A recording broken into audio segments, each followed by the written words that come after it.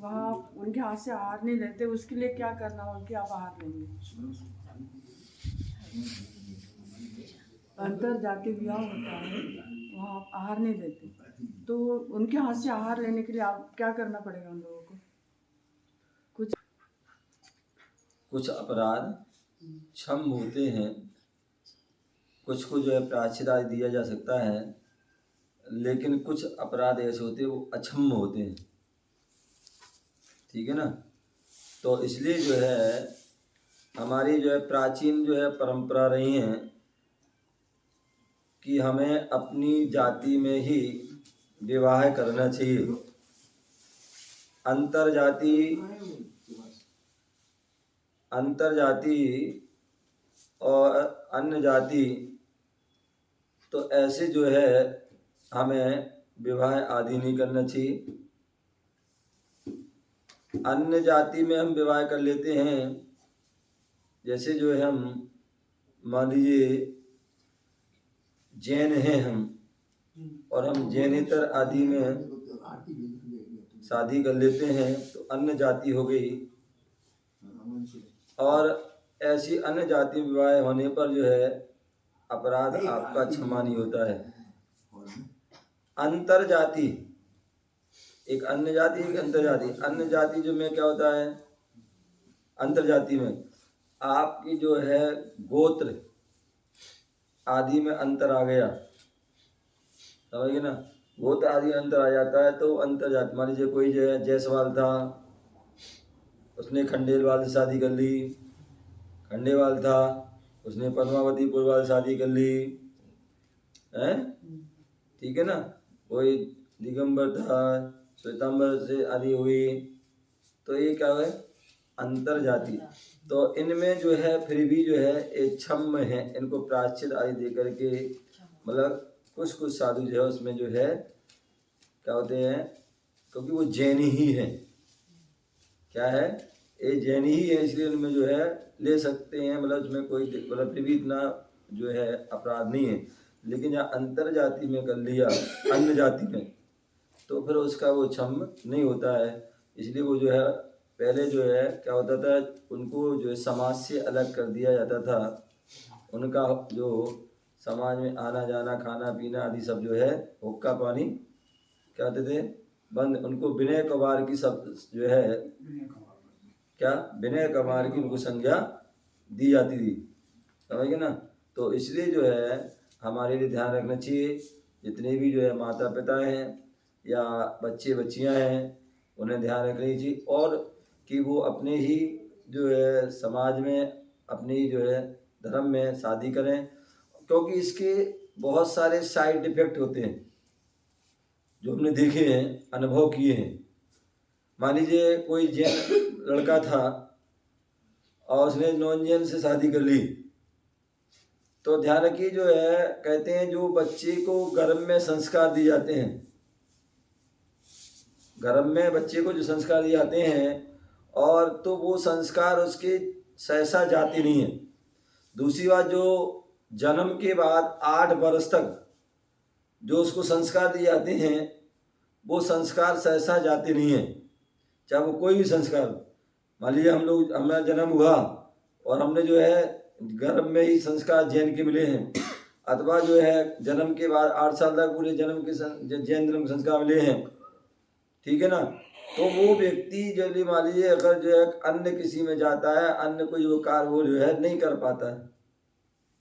क्या, जैसे कोई जैन लड़की है और जैनेतर में चली जाती है, तो वहाँ अड़ी पद्धति पूरी चेंज होती है। कहाँ वीतरागता को पूजना, कहाँ सरागता को पूजना, ठीक है ना। तो वहाँ पर वो नहीं कर पाती, क्या नहीं कर पाती है। अब नहीं कर पाती है तो वहाँ पर जो विवाद चालू हो जाते हैं, या फिर जो है जबरदस्ती करती है, बेमन से करती है।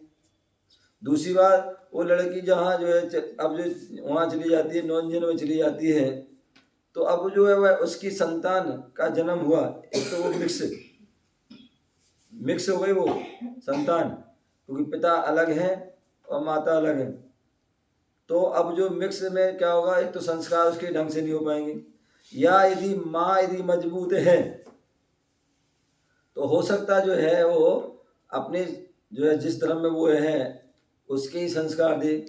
तो जहाँ जो उसका जो पिता है, पति है, तो उसका जो बच्चा है, अब जो है जैसे कोई मतलब कोई भी है, शर्मा है, उसमें यदि शादी हो गई और यदि या तो वो शर्मा के जो है संस्कार कायम रखे मतलब धारण करेगा या फिर वो जैन का होगा, तो दोनों में ही समस्या जो है खड़ी हो जाएगी।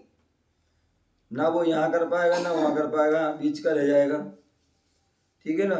उसी प्रकार जो है अगर जैन नॉन जैन की लड़की आपके जैन में आ जाती है तो स्वाभाविक है आपकी जो है घर का माहौल बदल जाएगा। घर में 5 सदस्य, 4 सदस्य तुम्हारे जैन धर्म का पालन करेंगे और वो जो है अपने जो है आला में अनेक अनेक की जो है क्या करेगी, मूर्तियाँ रखेंगी, समझ गए ना। और स्वाभाविक है जो है दिन भर माँ घर में रहती है और बच्चे माँ बाप बच्चे जो है माँ के पास रहते हैं, समझ गए ना। और जब माँ जो है वो आले में जाएगी, वहाँ अपनी जो है क्रिया करेगी, तो बच्चे भी क्या करेंगे, उसको देख करके वो करेंगे। तो जो उसका जो पिता का जो वंश था वो वहीं समाप्त हो जाएगा। फिर वो जैन धर्म आदि का जो उसका वंश है वो उसका पालन। तो इसलिए जो है कहा जाता है कि हमें अपनी ही जो है जाति में विवाह करना चाहिए, अन्य जाति में विवाह ना उसकी ना अन्य जाति में लड़की देना चाहिए, ना उनकी लड़की देना। बहुत से लोग कहते हैं कि यदि हम जो है, वैसे शास्त्र में आता है कि यदि हमने अन्य जाति में विवाह कर दिया, अपनी बेटी दे दी, तो समझ लो आपने जो है एक मंदिर को तोड़ दिया, उसका दोष लगेगा। ठीक है ना। तो दूसरे जो है लोग बोलते हैं कि हमने यदि वहाँ से हमने लड़की ले ली तो हमने जैन बना दिया उसको। बिल्कुल गलत है। बहुत बिरली ही कोई ऐसी लड़की होती है जो सैकड़ों में नहीं लाखों में एक आध कोई लड़की होगी जो पूर्ण रूप से जो है जो अपने पुराना जो है छोड़ दे, पुराना पूरा छोड़ दे और नया जो है अपना उसको स्वीकार कर ले। ये बहुत बिरली होती है, अन्यथा वह अपना ही करती है या ज़्यादा को मिक्स करेगी, खिचड़ी बन जाएगी। ना यहाँ की रहेगी धोबी का कुत्ता, ना घर का ना घाट का, बिन पेंदी के लोटे की तरह हो जाएगी, कहीं भी लुढ़क जाएगी। तो उससे उसका जो है वो अस्तित्व नहीं रहता। तो इसलिए हमें समान जाति वाले में ही हमारा विवाह आदि होना चाहिए। ठीक है ना। जैन है तो जैन में ही हो, अन्य जो है अन्य में ही हो। तो ये जो है पद्धति सही है। ठीक है ना। उससे व्यवस्थाएं साइवन। दूसरी बात जो है कई बार ऐसा भी होता है कि जैन की जैन में तो होती है, लेकिन कभी कभी विधवा विवाह हो जाती है। क्या कोई जो है मतलब लेडीज थी, उसकी शादी हो गई थी, उसका पति आदि जो है किसी कारणों से उसका देहांत हो गया, ख़त्म हो गया, नई उम्र थी। आजकल तो अपन देखते हैं नई उम्र थी, तो उसमें क्या होता है, अभी मैं कल अखबार आदि पढ़ रहा था, उसमें कहीं पर भी जो युद्ध वगैरह हुआ था, वहाँ पर जो है एक कोई सैनिक ख़त्म हो गया जिसकी जनवरी में शादी, चलो उसकी तो होने वाली थी, हैं जनवरी शादी होने वाली थी, चलो उसको तो कोई नहीं, लेकिन कई बार ऐसे शादी हो जाती है, शादी होने के तुरंत बाद भी जो है चले जाते हैं ऐसे कहीं भी, और कई बार घटना दुर्घटना हो जाती है, एक्सीडेंट हो जाता है, कुछ हो जाता है और उसमें ख़त्म हो जाता है। तो अब ऐसे में क्या हो, अब वो ज़माना गया।